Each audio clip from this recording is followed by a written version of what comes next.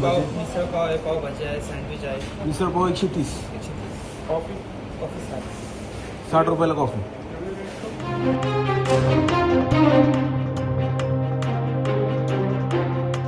सध्या मी छत्रपती संभाजीनगरहून मुंबईच्या दिशेने निघालेलो आहे आणि या दरम्यान अनेक ढाबे लागतात, अनेक रेस्टॉरंट्स लागतात. मात्र या रेस्टॉरंट्समध्ये अव्वाच्या सव्वा असं भाडं जे आहे हे आकारलं जातं किंवा पदार्थांचे भाव जे आहेत हे आकारले जातात.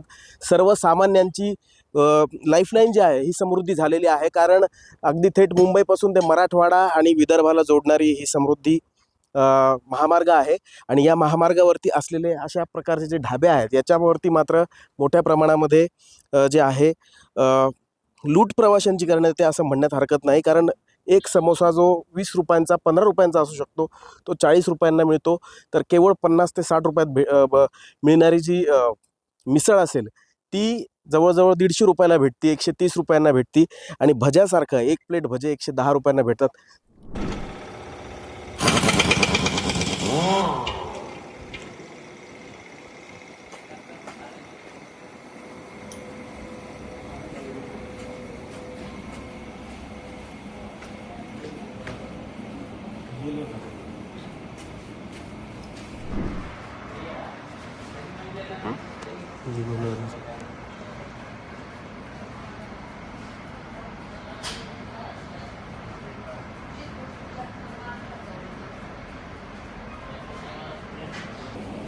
मूग भजी कितीला आहे?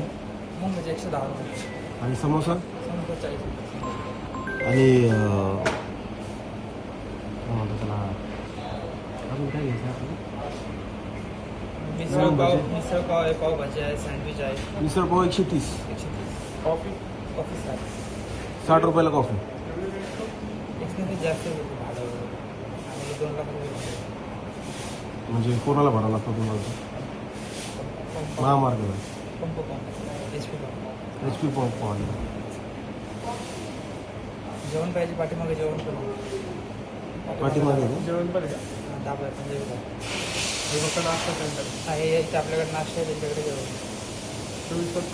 नाही ते रात्री 12 वाजता. रात्री 12 ते 12. दुपारी 12 ते रात्री 12. हे आपण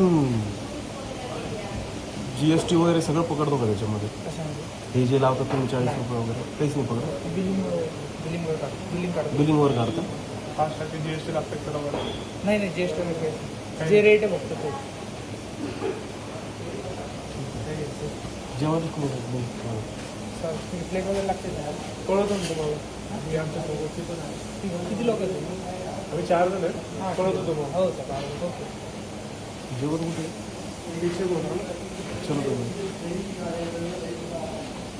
आपण बघतो की शेकडो प्रवासी या रस्त्याने रोज ये जा करत असतात.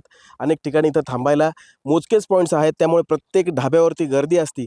मात्र अशा पद्धतीनं ज्या प्रकारे समृद्धीवरती अव्वाच्या सव्वा भाव लावले जात आहेत यावरून नागरिकांमध्ये मात्र संतप्त प्रतिक्रिया बघायला मिळतात.